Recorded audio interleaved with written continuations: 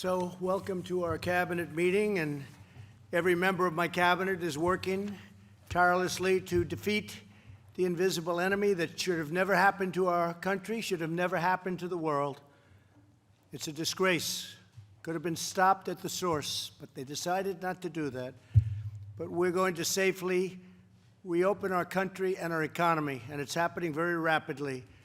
And it's happening, interestingly, when numbers are actually going down. You look at Florida, the state of Florida, did a great job.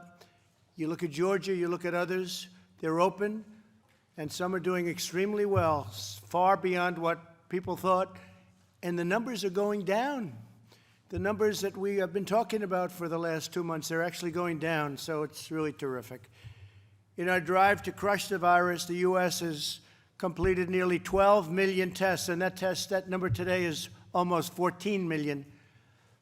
Nobody's close. Germany would be second with approximately 10 million less than us, and we also have the best tests. South Korea is doing very well, but we're at 14 million, and they're at numbers that are very small by comparison. What has been done with testing, what's been done with ventilators, what's been done with the distribution of product has been incredible. We've made a lot of governors look very good. We've actually made all of the governors look very good. Some have done a good job, but we've made them all look very good. We got them equipment, and we got them their gowns and their ventilators and their tests like nobody would have thought possible. Vaccines are moving quickly into phase 1 and phase 2 trials, and trials of dozens of therapies and cures are underway, and we're making tremendous strides with therapies, cures, and vaccines. I think we're way ahead of schedule. And you probably heard logistically, we have our military engaged. And as soon as we have whatever it is that we're going to have, whether it's therapeutic or vaccine, it will be distributed very rapidly. Our military is ready to go. They can deploy hundreds of thousands of men and women a day. And now what they're going to be doing is they're going to be doing the vaccine, which we are geared up for even before we have it. But the chances of us having it are extraordinary. Secretary Azar will update us on all that we're doing to safeguard Americans. Be talking in a second. To protect our people and defeat the virus, we must also defend the health of our nation's economy. Secretary Mnuchin will report on the economic recovery efforts and the good numbers that are being produced ahead of schedule. Secretary Carson will update us on the White House Opportunity and Revitalization Council. And Ben, you've done a fantastic job. We appreciate it. He's looked at HUD much differently than people that would have been in the pure real estate business, and he has a way of seeing things that's different and really good for our country. And Ben's working on very hard different plans to restore health and prosperity to disadvantaged and minority communities, and that's really working out well. One of the things we're very proud of is opportunity zones. Tim Scott of South Carolina came to me with a proposal, and few people understand how successful the opportunity zones have been. It's a great tribute to Tim and to others in the Senate that helped us with that. The pandemic has shown once again the vital importance of economic independence and bringing supply chains back from China and other countries. I probably got elected. One of the primary reasons was that. Make America great again, America first, call it whatever you want. But we went way out of bounds. We build a car and we go to 12 countries to build a car. I want to build a car from one country. We make the parts. To achieve this goal, we've slashed red tape and bureaucracy and unleashed the largest industrial mobilization since World War II. Especially when it comes to big things like a ventilator. It's a very big, clumsy, highly sophisticated product. And we have now assembly lines. We're the talk of the world. We're supplying them to other countries. We're helping other countries that are going through this plague, and they're never going to be able to do ventilators. So it's really been an incredible thing what's happened. It's the biggest mobilization since World War II. And we're fighting for the livelihoods of American workers, and we must continue to cut through every piece of red tape that stands in our way, and that's why this is such an exciting meeting. Beyond being a cabinet meeting, which is always good, because with millions of Americans forced out of work by the virus, it's more important than ever to remove burdens that destroy American jobs. In a few minutes, I will sign an executive order instructing federal agencies to use any and all authority to waive, suspend, and eliminate unnecessary regulations that impede economic recovery. And we want to leave it that way. We want to leave it that way. In some cases, we won't be able to, but in other cases, we will. And you've heard me say many times, I've said, and I've said it very strongly, that regulations, we've done more regulation cutting than any president in history, whether they're there for 4 years, 8 years, or in one case more. We've done more regulation cutting. I don't mean just in a year or 2 years. I mean in the 3.5 years that we've been here, we've cut far more regulations by a factor of a lot than any other administration, any other presidency. So that's really something. I'm directing agencies to review the hundreds of regulations we've already suspended in response to the virus and make these suspensions permanent where possible. I'm also instructing agencies to use the emergency authorities to speed up regulation cuts or new rules that will create jobs and prosperity and get rid of unnecessary rules and regulations. We had cases where it would take 20 years to build a highway. You'd have to go through various agencies to get the same permit. I lived with it in the private sector, so I know it better than anybody, where you go years and years and years to build a simple roadway or a simple building, and it would end up costing an absolute fortune, many, many times what it should cost. And it would take years before you could even seek final approval, 5 years, 7 years, 20 years, 21 years, a certain highway built recently, a small highway. I would call it a road, 21 years to get it approved. And then by the time they get it approved, it costs 100 times more in some numbers that you wouldn't even believe. We're getting rid of all of that. We're down now on roads, working with Elaine and Department of Transportation. We're down to a 2-year period. We want to see if we can do better. We have roads in there for 18, 17, 20, 21 years, over the years. I'm not blaming Elaine for that. I'm just saying over the years there have been roads that have gone through a process for many years, roads and highways. So we're going to be getting it down to a year. And maybe it's not going to get passed for environmental reasons or safety reasons, but we're going to know quickly. But if it does pass, it's going to happen fast. Acting OMB director, soon to be permanent director. Where's Russ? Did you hear what I said? Soon to be permanent director.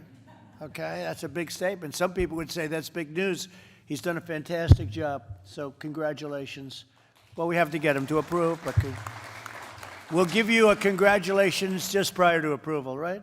So you're doing great. Thank you very much. So Acting OMB Director Russ Vought will present details on this effort, and we'll go into that. So Russ has done a great job on exactly what he used to come into my office and he'd say, I think we can cut a lot of different things in terms of regulation. And Russ, I think also very importantly, we'll have a better product. It's actually going to give us a better result. And we're adhering to the environmental impact studies and all of the other things we have to do to get these permits. So Russ Vought, thank you very much. I want to once again thank every member of the Cabinet for your commitment to helping our nation reopen, to recover and rebuild. I'd like to now ask a man who's done a fantastic job as the head of the task force. He's worked literally 24 hours a day sometimes to make sure everything's gone well. Today we had a really great article by Rich Lowry who talked about the tremendous job that we've done in terms of the task force, in terms of the coronavirus and getting things going and getting people what they need, whether it's ventilators, testing, or many other things. And I appreciated that article very much because there's been a very false narrative. People have no idea what an incredible job the people in federal government have done, and that includes generals and admirals and lots of others. So I want to thank Mike Pence for the great job you've done, Mike, and please say a few words. Mr. President, and I think everyone around this cabinet. knows that from the first day of this administration, you've made it clear that you have no higher priority than the safety and security of the American people.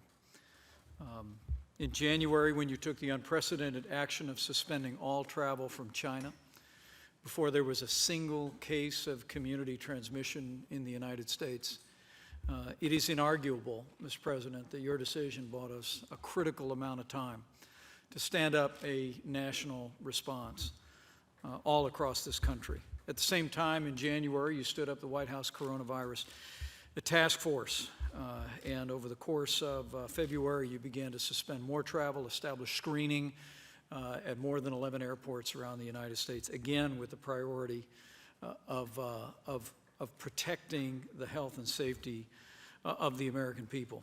And from the first day, Mr. President, that you asked me to lead the White House Coronavirus Task Force, we have focused on the health of the American people. It would be on March 15th at your direction that we released the White House Coronavirus Guidelines for America. We asked a lot of the American people, and the American people responded.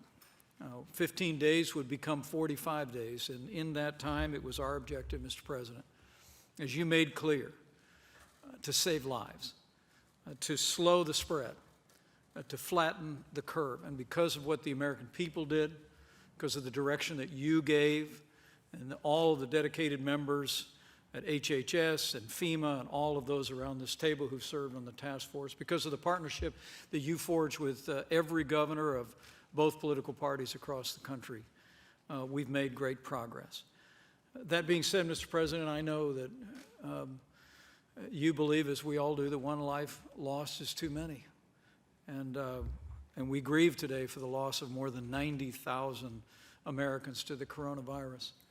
But at a time like this, the first cabinet meeting that we have had since the advent of this epidemic, it's important to remember that when we asked the American people to make all of those sacrifices, the estimates before you were that if we did nothing, we could lose between 1 million and 2.2 million American lives. And in fact, even by taking the steps that we took, the estimates were still clear that even if we flattened the curve, that we could still lose 100,000 to 240,000 Americans. And so while we grieve the loss of those more than 90,000 Americans and their families are on our hearts today, we recognize the progress that we have made. Among the progress that we made, Mr. President, in flattening the curve and slowing the spread was preserving, as you directed, the capacity of our healthcare system. One of the great concerns that we had early on was that our healthcare system, our hospitals, would be overwhelmed by the coronavirus. That did not occur, Mr. President.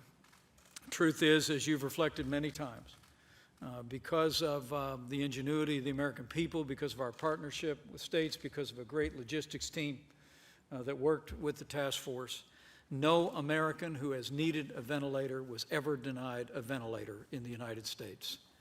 It is an extraordinary accomplishment. And the report that I received today is that the national stockpile now has more than 15,000 ventilators. And because of the public-private partnerships that you've forged, we'll actually see American companies manufacture more than 110,000 ventilators in 100 days. Over 13 billion supplies and critical PPE were also delivered to doctors and nurses and first responders and to Americans on the front lines of this pandemic. And on the subject of testing, Mr. President, when you tapped me to lead this task force, we had fully done, under the old system of public labs, we had fully done only 8,400 coronavirus tests at the end of February. But as you just reflected, because of the public-private partnership that you formed with commercial labs across the country, we've now performed nearly 12 million coronavirus tests and more than 400,000 in a single day this past weekend. And Mr. President, as I'll share with the team, as we're increasing testing, the good news to Americans is, nevertheless, cases are going down. You reflected on that in your visit to the Capitol today and in your opening remarks. And in that, I hope, despite the heartbreak and the hardship that we have all endured, I hope the American people can sense that they've made progress, as we continue to scale testing all across the country, our team with Admiral Giroir at the helm and FEMA at the helm estimates that we'll be able to conduct maybe 40 to 50 million tests a month by this September. But even as testing is expanding across the country, we're seeing cases coming down, and that's a tribute to the American people. But it's not just been the health of the American people that's been challenged, Mr. President. As you rightly observed, businesses large and small who have had to shutter their operations. We heard from restaurant owners earlier this week.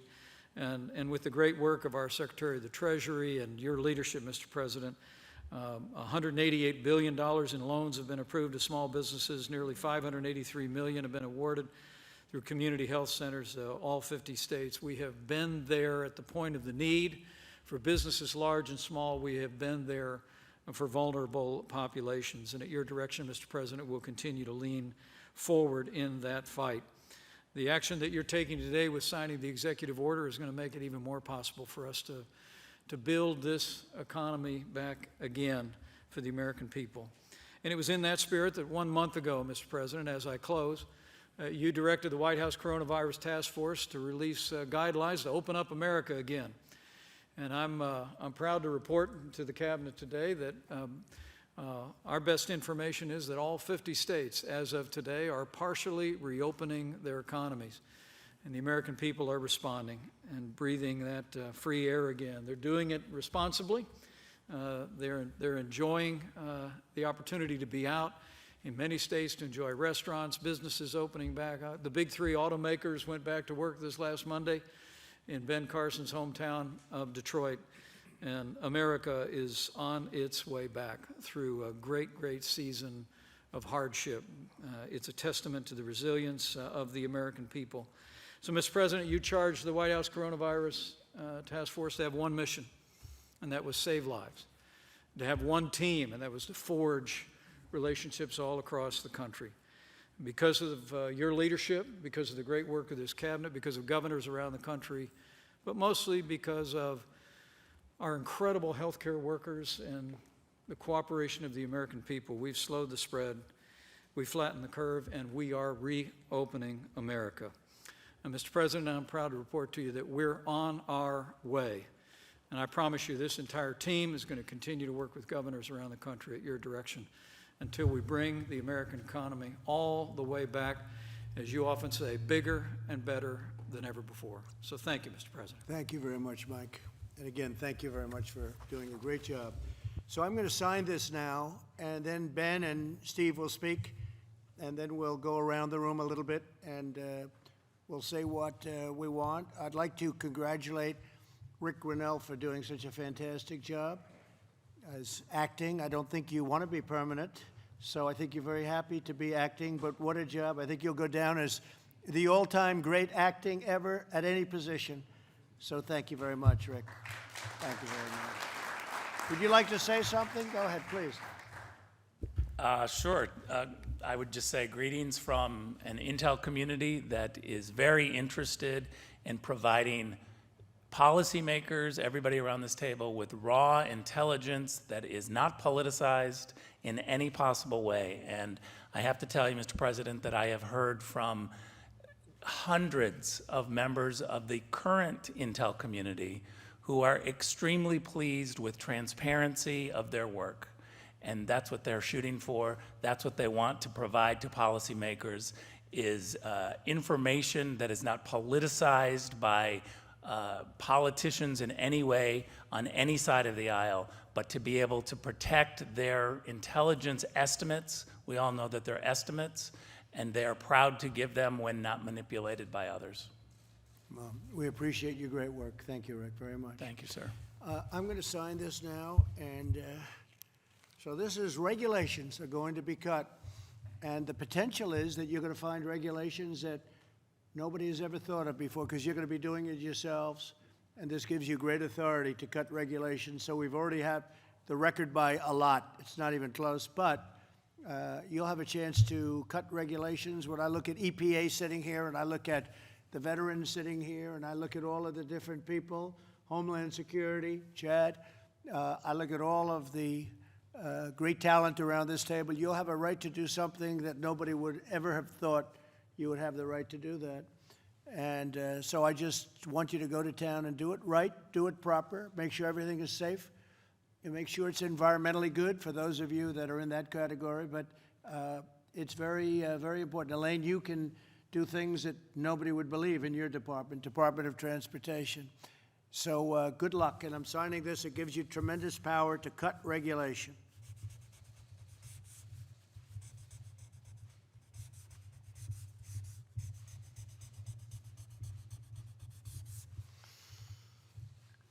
Here you go, Ben. Here, take that.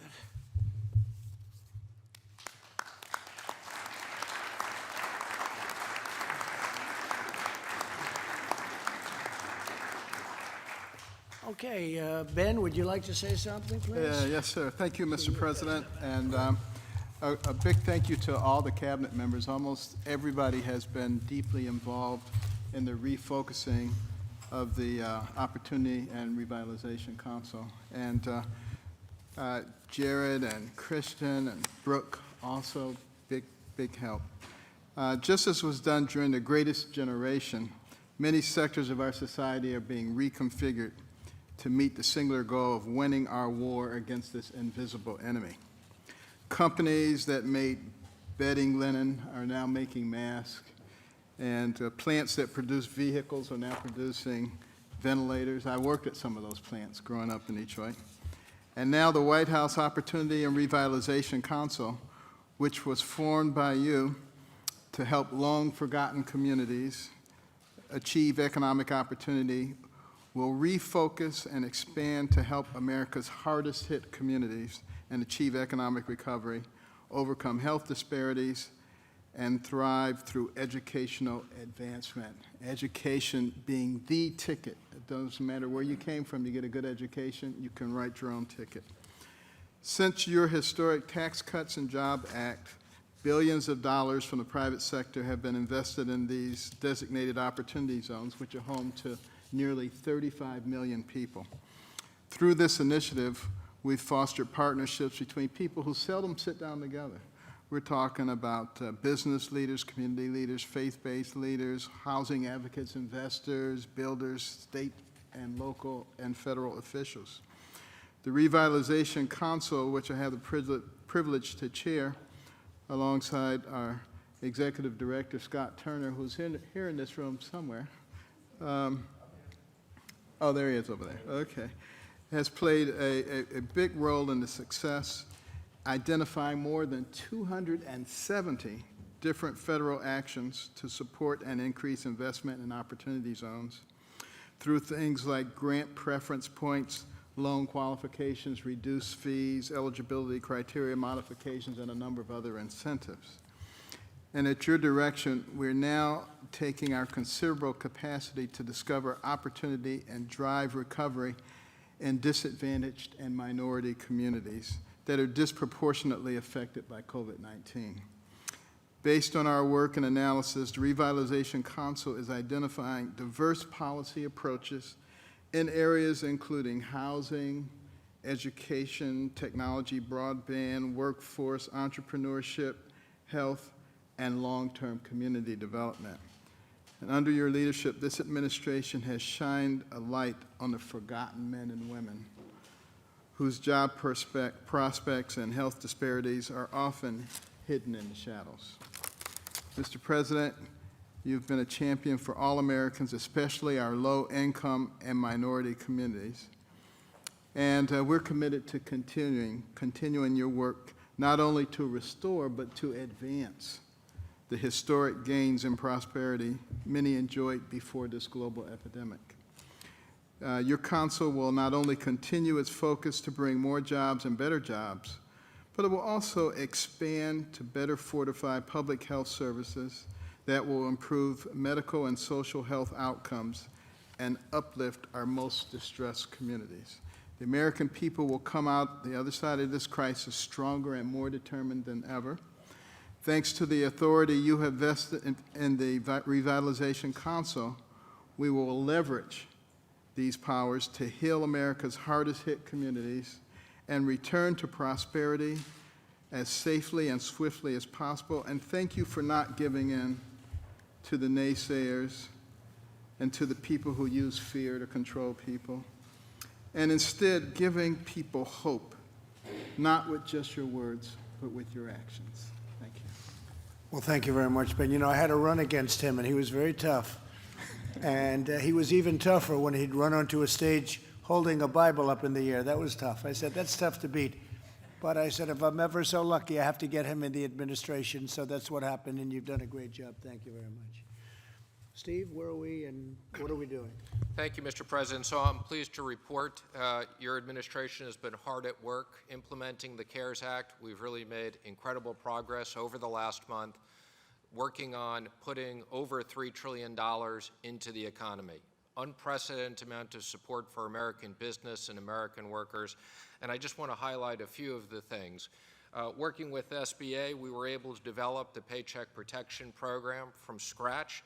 That's now impacted over 4.3 million companies, impacting over 50 million workers, $513 billion, having 5,500 lenders working. And we are extremely pleased that we have increased the number of CDFIs and minority lenders and fintech lenders, now making sure we get this across the country with an average loan size of $118,000. So this program is really impacting American workers. Working with the Federal Reserve, I have approved 9 special facilities totaling about $2.5 trillion. That's about half of our capacity. And in particular, I'd just like to highlight the Main Street Lending Program, which is for small and mid-market companies, will be up and running by the end of this month. And then I would just comment on the economic impact payments, Mr. President, have really had a big impact. We've delivered over $239 billion to 141 million Americans. And I want to highlight, we couldn't be more pleased, 114 million of those we did direct deposit into people's accounts. We did 27 million checks. And Mr. President, we now have developed debit cards. So in an effort to expedite money to people even quicker in a very safe way, I'm pleased to show you what a debit card looks like with your name on it, Mr. President. Now, there's no money for you on it. This is a blank debit card, but I want you to see what many Americans will now get so that we could get their money to them even quicker. And going forward, we think debit cards are a safe and secure way of delivering refunds. So Do I sign thank the you very letter much. again or not? The next time we send money, you'll get to send another letter. All right, thank you, Steve. Steve has had a great career. He had a great educational career, a tremendous student, and went on to very, very tremendous business success. And all of that experience was necessary for what you're doing, right? But there's nobody better with money and controlling money and handling money, so I want to thank you very much. Thank you. Thank you. Alex, please, say a few words. Well, thank you, Mr. President. Your top priority has always been the health, safety, and well-being of the American people as we've been going through this pandemic, and that's been our priority throughout this crisis. We've got to get life back to normal, and we've got to restart the roaring Trump economy, and we have the tools to do that. The right mindset for reopening is not about balancing health versus the economy. It's actually about balancing health versus health. By one estimate, the virus-induced recession will see an extra 65,000 deaths from suicide, drug overdose, alcohol abuse in the coming years, possibly even more.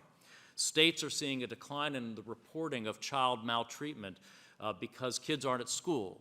They're not seeing doctors and teachers who would otherwise report maltreatment in the home environment, and so it goes unaddressed. Mammograms are down 87%. Colonoscopies are down 90%.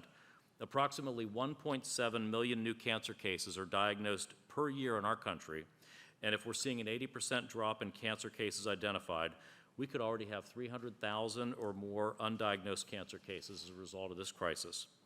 A CDC report found a 60% reduction in vaccine administrations, including for our kids, pediatric vaccinations, millions of kids not getting vaccinated. The good news is that under your leadership, we built a path forward so that we can have safe reopening. We have the surveillance tools. We have the testing tools. We have the containment methodologies and resources. We are developing therapeutics and we're developing vaccines. So we have the strategy and the recipe to support the safe reopening of our economy. And for the sake of Americans' health and well-being, we've got to support this and move ahead with safe reopening. You know, I mentioned some of the physical health risks of keeping our country closed down, but we have here today with us our Assistant Secretary for Substance Abuse, for Mental Health and Substance Abuse, Dr. Ellie McCants-Katz, who's a psychiatrist and is the first ever psychiatrist to lead SAMHSA. And she, if you don't mind, was going to say a couple words really about how extended stay-at-home orders can impose really lasting mental health challenges for us, if that's okay, Mr. President. We'd love that. Please, Doctor.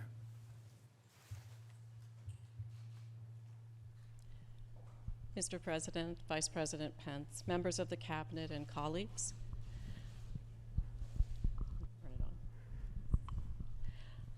As I've listened to states and communities struggle with mental illness issues that have arisen as a result of the virus, I wanted to ensure that governors yesterday heard these concerns from a medical perspective.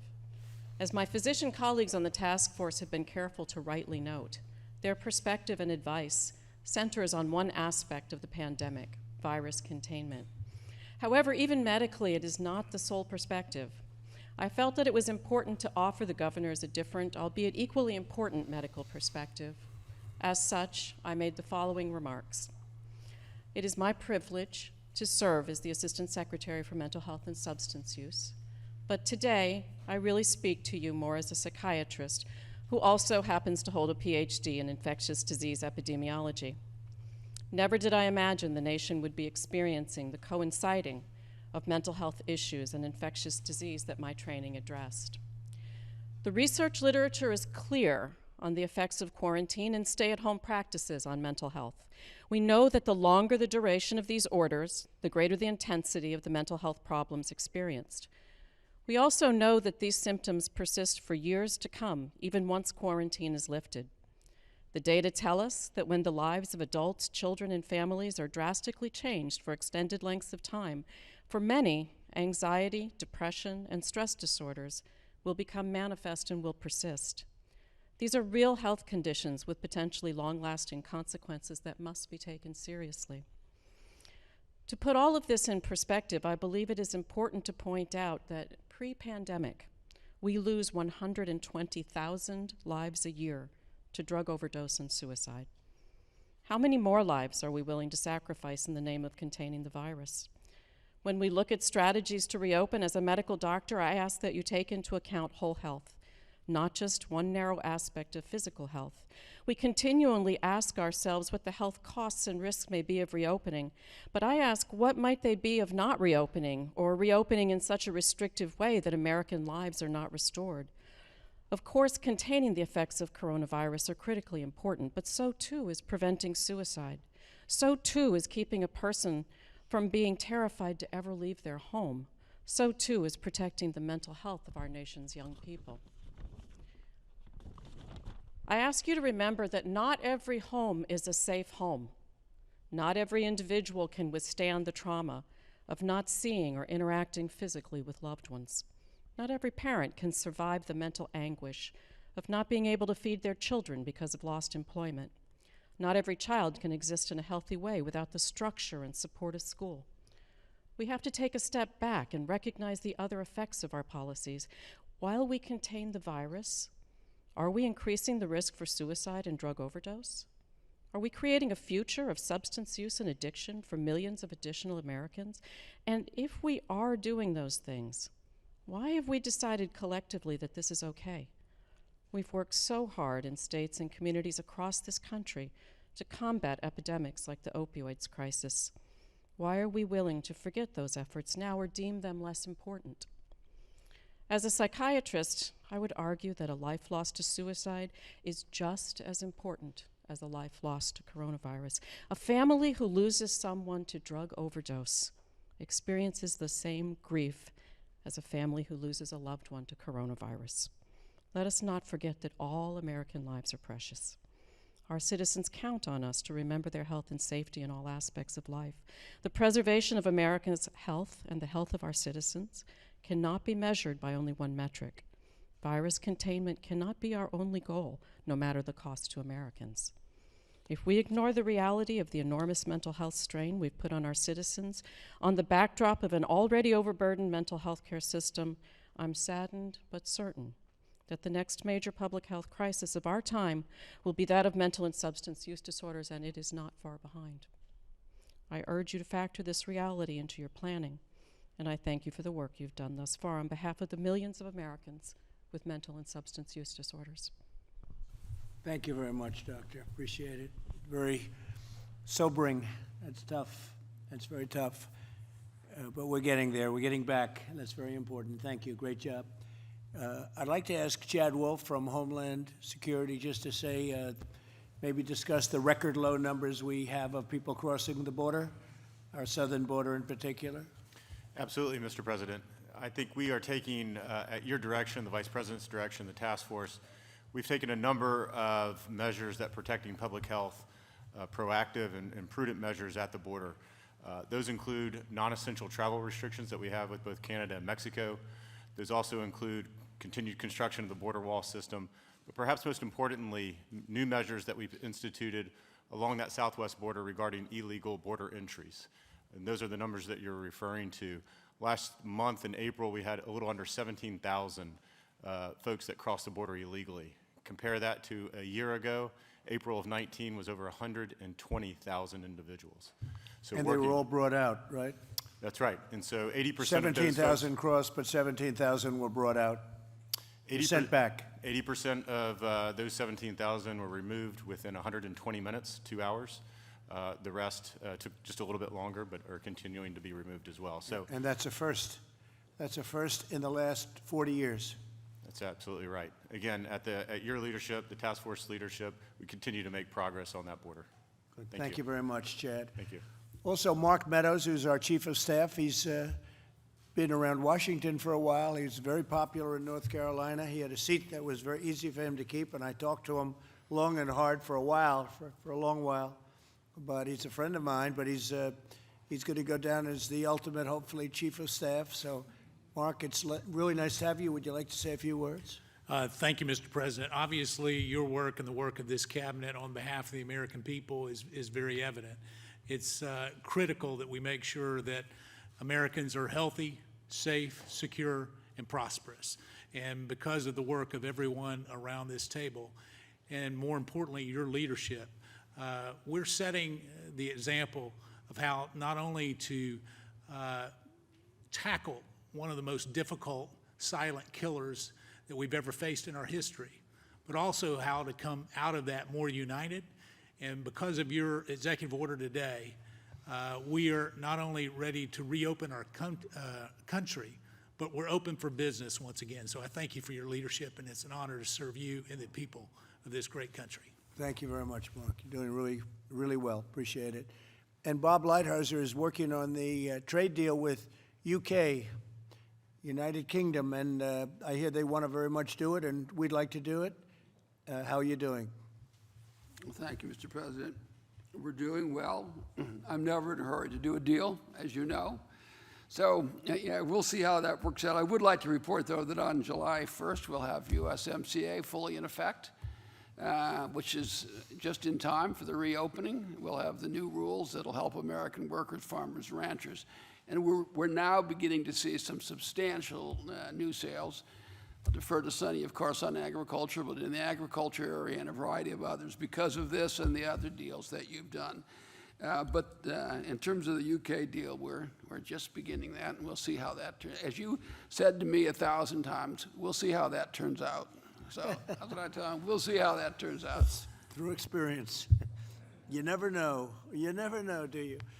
Well, we usually do. And actually, we've signed a great deal with Japan, $40 billion. We've created a new deal with South Korea, which was many, many billions of dollars. It was a defective deal. Now it's a very good deal. But USMCA is actually the largest trade deal ever made anywhere in the world. People don't realize the amount of business that we do with Canada and with Mexico is monumental. It's the biggest trade deal in the world. bigger than the deal we made with China. Most people don't know that. And the China deal is kicking in. They're buying a lot, but I feel differently now about that deal than I did 3 months ago. And we'll see what all happens, but it's been a very disappointing situation. Very disappointing thing happened with China because the plague flowed in. Now, that wasn't supposed to happen, and it could have been stopped. So I want to thank you very much, Bob. You're doing really a fantastic deal. You have a lot of records, and one of the people I wanted to get when I was elected was Bob Lighthizer, because he had the record and really had the reputation as being the best trade negotiator anywhere in the world that everybody respected. He was the authority. So I got him, and you've lived up to your reputation. Now let's see if you can exceed it. You have plenty of work to do. How is it going with UK? It's going to take 4 years, 4 more years to do it. I know. That's all. Well, That's the first thing Boris did when fortunately he was better, because he's a great guy, Boris Johnson, Prime Minister, he called me and he wanted to talk about the trade deal. How's it going? That was his first words to me. How's the trade deal going? I said, how are you feeling? So it was really something, but great job. And Mike Pompeo has done a fantastic job at State, and he's been doing a lot of traveling, working hard. Anything to say, Mike? So I'll just add that in the course of this, we've brought 93,000 Americans back home who were stuck because travel had ceased. State Department's done fantastic work getting these Americans back to their families. There's still a few more out there. We still got a little more work to do. And we're working to make sure that the global economy gets back on its feet, too. So along with Department of Homeland Security, Department of Transportation, trying to make sure that we've got all the processes in place so people can travel again in the way that they did before this virus hit this entire world. Good, Mike. Thanks. Great job. I'd like to maybe ask Scott Turner to finish. He's somebody who's young and strong and powerful, and he's done an incredible job with opportunity zones and other things, and maybe you could finish it off, and we could take a couple of questions from the media if you'd like. But Scott, make the media so crazed that they say, boy, are they doing a great job. Well, thank you, Mr. President. Can y'all hear me? Is this okay? Thank you, Mr. President, for your leadership, and Secretary Carson and Mr. Vice President, thank you all. And, you know, I was sitting here listening to all the remarks and what's going on, and I'm very encouraged. And I was reminded of my time from playing Pee Wee football all the way to the NFL. And one of the greatest times that we had was the huddle. The last time I was with you all was last summer. We had traveled to 21 cities in 12 weeks, and y'all encouraged me greatly. And so we finished by traveling to over 60 cities with the Opportunity Zone and the Council. And much fruit came about in America because of the White House Opportunity and Revitalization Council. And many of you, your staff members and your teams from your agencies have been tremendous.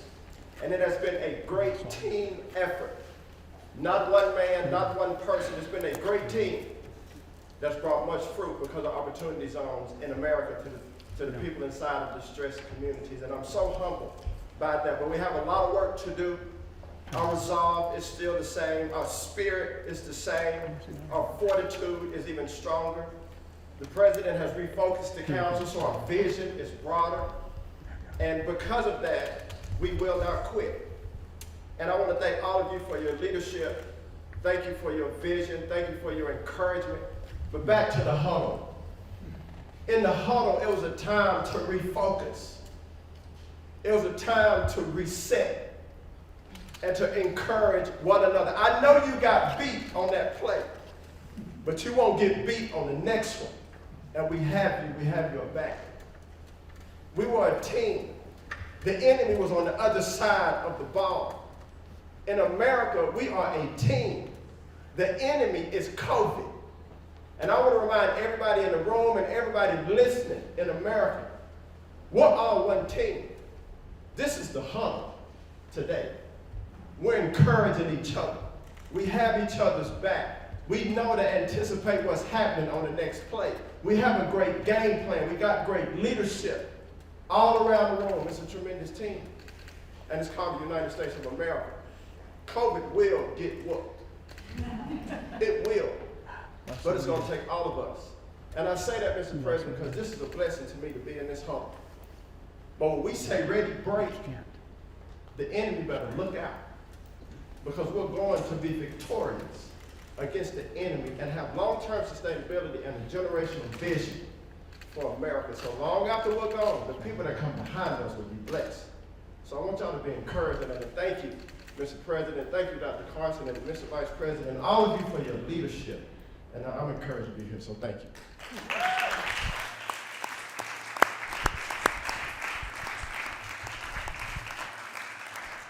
So, you know, we have a couple of seats available, congressional seats, where I'm not overly impressed with the candidate. And I think, would you like to move to a little different section of the United States? Because I could guarantee this guy would be in Congress in about 2 minutes. And, you know, I know somebody that knew Scott from the NFL. I said, what kind of a player was he? He said he was fast, but more than anything else, he was tough. He was just mean and tough.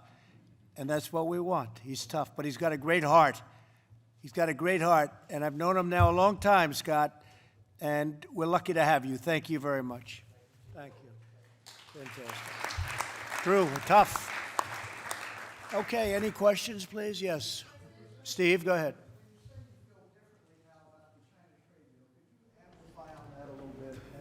No, it just seems to mean less to me because, you know, we did this great deal with China. They have to buy billions and billions of dollars of product, farm product and other product. And it was very exciting, one of the biggest deals ever made. Actually, not as big as the USMCA, which surprises people, but it could have been bigger over a period of time because the potential there is just beginning, in a sense. And it was very exciting. But once the virus came in, once the plague, as I call it, came in, I said, how did they let that happen? How did they let that happen? And how come it didn't go into other sections of China? Why did they block it from leaving Wuhan? But they didn't block it from going to the rest of the world, including the United States. Why is that? Beijing doesn't have it. Other places don't have it. So why is it that it was blocked very effectively from leaving that area and going into China, but it went out to the rest of the world, including the United States? And why didn't they let us go in and help them fix it? So I'm very disappointed in China. Yeah. Mr. President, Just to follow up, you've been talking about possible retaliation for that. Are you any closer to a decision on that, sir? I don't talk about retaliation. Go ahead. Mr. President, why haven't you announced a plan to get 36 million unemployed Americans back to work? You're overseeing historic economic despair. What's the delay? I think we've announced a plan. We're opening up our country. Just a rude person you are. We're opening up our country. We're opening it up very fast. The plan is that each state is opening, and it's opening up very effectively. And when you see the numbers, I think even you will be impressed, which is pretty hard to impress you. Yeah, go ahead, please. Go ahead. It's enough for you. Go ahead. Thank you, Mr. President. Canada has confirmed that the border is going to remain closed until June 21st, 10 days before the USMCA. Aren't you worried for the economy of the border states? Yeah, we do, and we speak to Canada all the time. Obviously, the relationship is very good with the Prime Minister and myself and with the two countries. You know, Canada's our neighbor. We have a great relationship. We love Canada. So we're going to be talking, and at the right time, we'll open that up very quickly. That'll go very easily. Yeah, please. It could happen before June 21st? Yeah, it could. Sure, it could. They're doing well. We're doing well. We're both doing well. Thank you. Mr. President, you've said repeatedly that the United States is now the king of ventilators and that we have so many that we're sending them overseas, selling them, and then in some cases actually gifting them to other countries. My question is, are you looking to use these diplomatically to strengthen ties with other nations and counter Chinese influence in some parts of the world? No, I'm not looking to do diplomatically. I'm looking to save lives. If we can save lives of another country, that's a great thing. So I'm only looking to save lives. Probably that's good diplomatically, but I'm not looking at that. You have countries that have no chance. They have no ventilators. They don't have a capacity to build them. And we're sending hundreds and even thousands, and we have thousands now, and they're being produced at a very rapid pace. Jared and his whole team of geniuses from Silicon Valley and other places came in, and they've done an incredible job. So we have them by the thousands. We had none, essentially. We had very few, and they were obsolete. They were broken. We're building not only a lot of them, but we have a very high-quality ventilator, one of the highest. So countries know that, and they're calling us, and they're asking for help. They need help. So I only think in terms of saving lives. The country, we've gotten some very unusual calls from people that normally wouldn't be calling us too easily, asking for help. You know, you can get swabs, and you can get gowns, and you can get a lot of things, but getting ventilators is very tough, very, very tough, because it's a very complex machine, very expensive machine.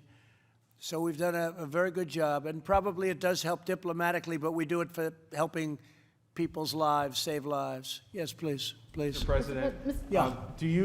So Ford Motor Company has previously required visitors to wear masks when they visit their facilities.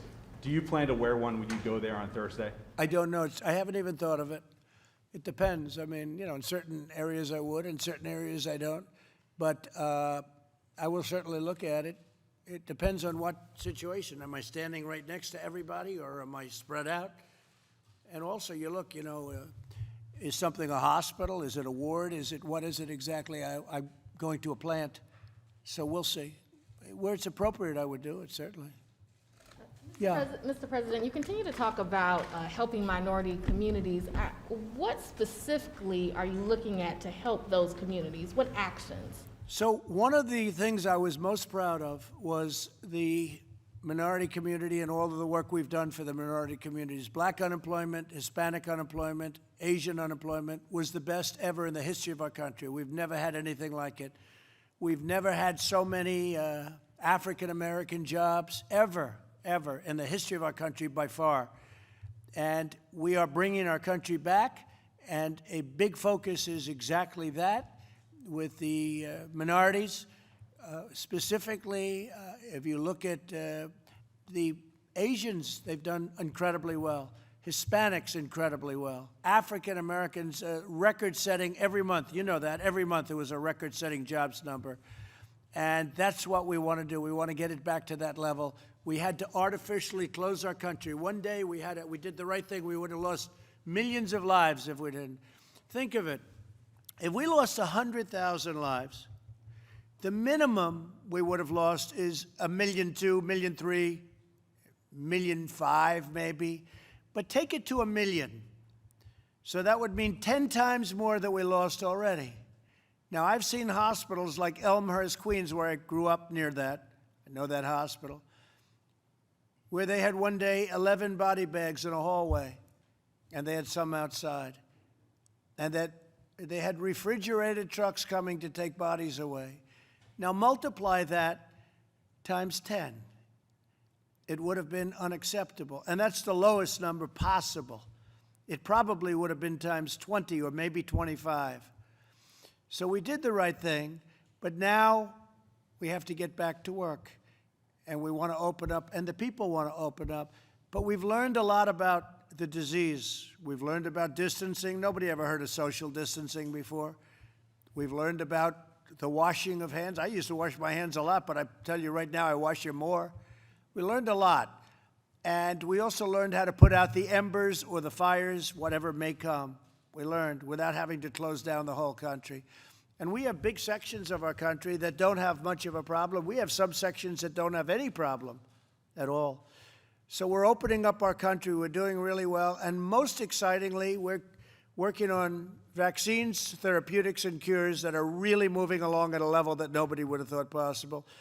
And the military, I could say Mark Esper. Okay, you know Mark Esper. He's become a very important person in the world of medicine because his military is going to be distributing, whether it's therapeutically or whether it's cures or whether it's a vaccine.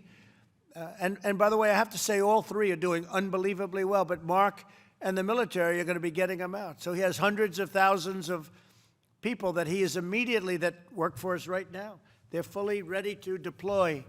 They're ready to get the job done. They'll be doing it in a record business. And everything we've done with the military has been terrific.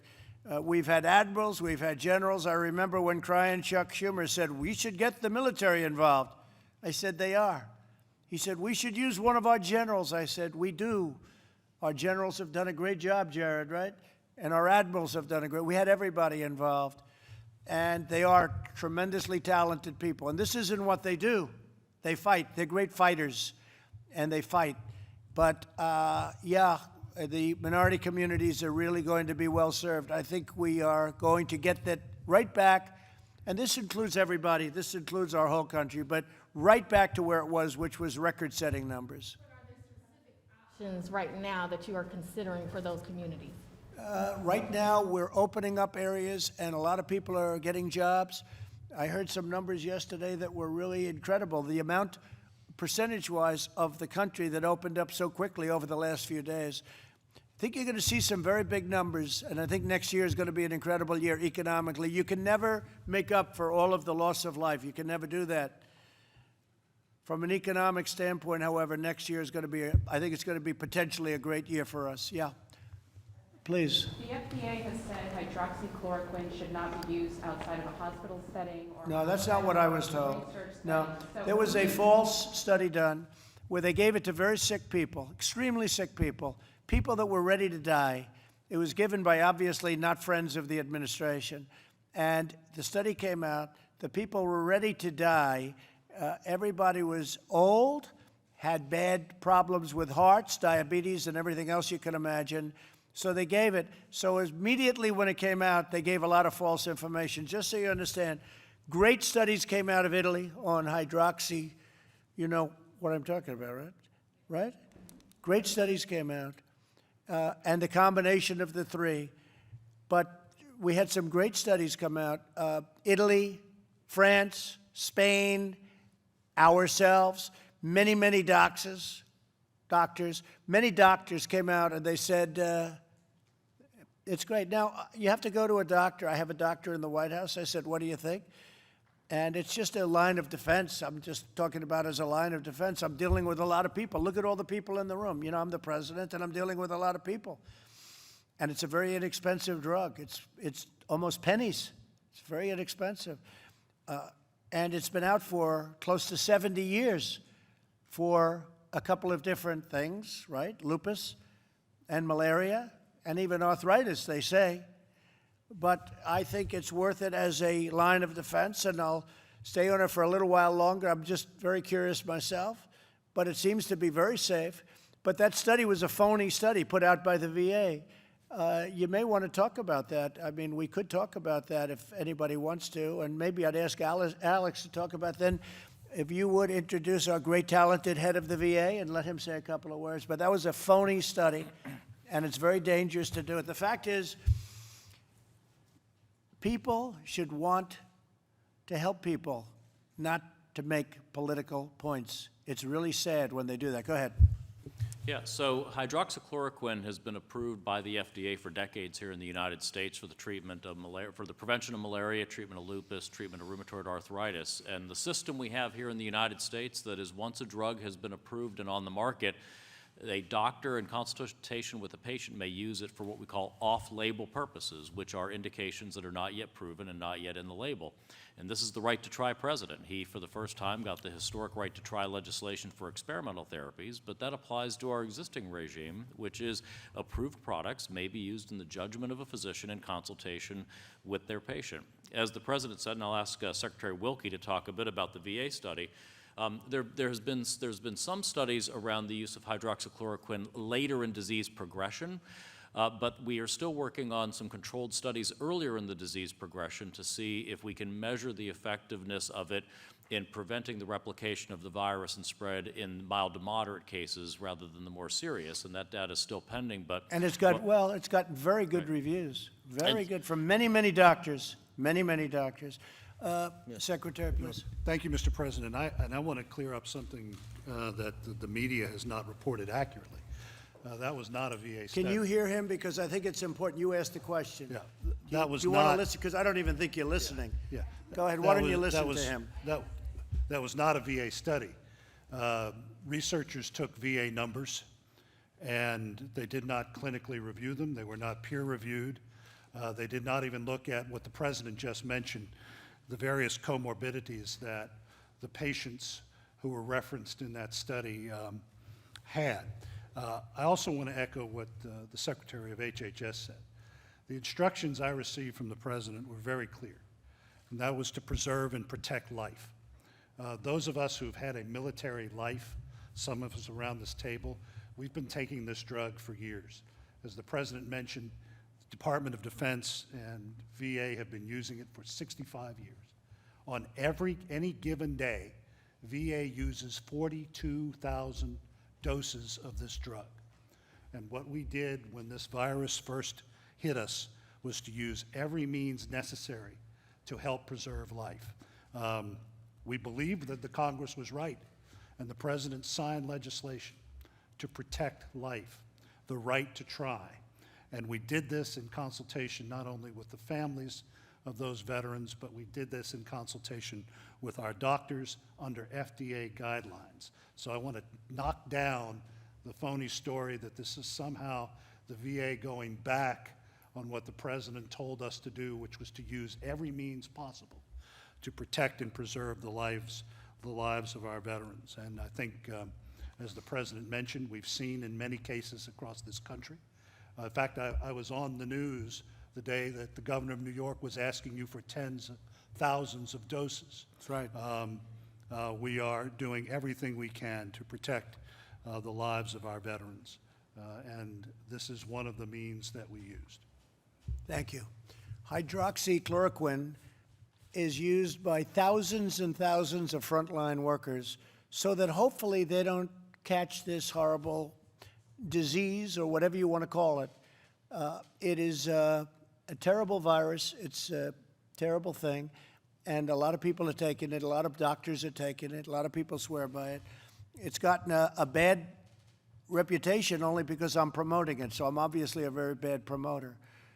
If anybody else were promoting it, they'd say this is the greatest thing ever, but because of me. So a lot of doctors swear by it. I think we can say that, Mr. Secretary. A lot of doctors think it's great. But the one thing that is true, one way or the other, whether you like it or not, it's been around for 70 years. Unbelievably effective for malaria and for lupus, and probably effective for arthritis. And what has been determined is it doesn't harm you. It's a very powerful drug, I guess, but it doesn't harm you. And so I thought as a frontline defense, possibly it would be good. And I've had no impact from it. I feel the same. I haven't changed, I don't think, too much. And at some point, I won't take it. Might be soon, might be a little bit. It doesn't seem to have any impact on me. But it seems to be a extra line of defense, and it's gotten tremendous reviews from some people, including many, many doctors all over the world. And you should look at some of the studies. They've been amazing, some of the studies. But that's up to people, and it's up, I think, strongly recommend to people with their doctor's advice and acknowledgement. Okay? Okay. Cabinet taking that regimen, Mr. President? Say it? Is anyone else in your cabinet taking? I don't know. I don't know. That's a personal thing as to whether or not they want to answer that question. But I think many of them would take it if they felt it was necessary. I also had a case where we had somebody fairly close to me, very nice young gentleman. He tested positive. And he tested positive. Plus, I deal with Mike a lot, and Mike had somebody very close to him who I also see who tested positive. So I thought, from my standpoint, not a bad time to take it, because we had the combination, the two people. It's two people in a very big building with a lot of people working. But so I thought it would be appropriate, but it has had no impact in terms of me. Okay? Any other question, please? Mr. President? Yes. Go ahead. Do you want to go? Go ahead. I just want to ask you a question on Brazil. Brazil. Which is now, yes, in third place now, catching up to Russia in second place for a number of cases. Are you finally considering a travel ban from Brazil and Latin America? We are considering it. We hope that we're not going to have a problem. The governor of Florida is doing very, very well testing, in particular Florida, because a big majority come into Florida. Brazil has gone more or less herd. You know what that is, herd. and they're having problems. By the way, you know, when you say that we lead in cases, that's because we have more testing than anybody else. So we test much more than anybody else. Again, we're close to 14 million. It was said 12, 12 and a half. It's actually, I think, close to 14 million now. And so we have 14 million tests. In Germany, if they do 2 million, that's a lot. And others are doing 1 million. So if you're testing 14 million people, you're going to find many more cases. Many of these people aren't very sick, but they still go down as a case. So actually, the number of cases, and we're also a much bigger country than most. So when we have a lot of cases, I don't look at that as a bad thing. I look at that as, in a certain respect, as being a good thing, because it means our testing is much better. So if we were testing 1 million people instead of 14 million people, we would have far fewer cases, right? So I view it as a badge of honor. Really, it's a badge of honor. It's a great tribute to the testing and all of the work that a lot of professionals have done, okay? Worried that they're going to bring their Oh, cases yeah, no, and their- I say, I mean, as to the first part of your question, yeah, sure. I worry about everything. I don't want people coming in here and affecting our people. I don't want people over there sick either. We're helping Brazil with ventilators. We're sending them ventilators, okay? They need ventilators. I'm sending them ventilators. We have so many thousands of them. We're sending them. We're sending a lot of people. No, Brazil is having some trouble. No question about it. Sweden, by the way, you know, I've heard a lot about Sweden and the way they do it. Well, you have Norway, Denmark, Finland, Sweden, that little group of beautiful countries. Well, Sweden took a little different attitude, but Sweden has far more deaths than the other three. You know that, right? Do you know that? Yeah, a lot more death. Many times the deaths. But they did it a different way, and, you know, I understand that too. And as Mike said very well before, there is death on both sides. There's death on both sides. There's death in staying in a shutdown also, and lots of other things. But there's also death. Okay. See, in terms of travel between the United States and Europe, but lifting travel restrictions. I'd love it to open up as soon as it can, but we have to make sure that we're doing well and they're doing well. And in many cases we are. But, you know, we have a very big country. We have some areas that have done incredibly well. We have other areas where the results are, it's tougher. New York and New Jersey are tougher. People don't realize New Jersey is the most dense state. A lot of people don't realize that. The governor's a terrific person. He's very liberal, but that's okay. He's a very liberal guy, but we like him. He's a good man, and he's working very hard. But New Jersey is a very dense area, very, very dense. And I speak to Andrew a lot, Andrew Cuomo a lot. We're working very well together. And, you know, those are the two spots that have really been very heavily hit. A big portion, a big percentage, I don't know what it is, it's a very big percentage, almost half of our deaths would be to those two. Now, at the same time, the numbers, even in those two places, are coming down. They're coming down very rapidly. And I put out yesterday a statement, numbers are coming down with the exception of very little, few exceptions. The numbers are coming down all over the United States very rapidly, very rapidly. It's a beautiful thing to watch. But it's left behind serious death, and it shouldn't have happened. Thank you very much, everybody. Thank you.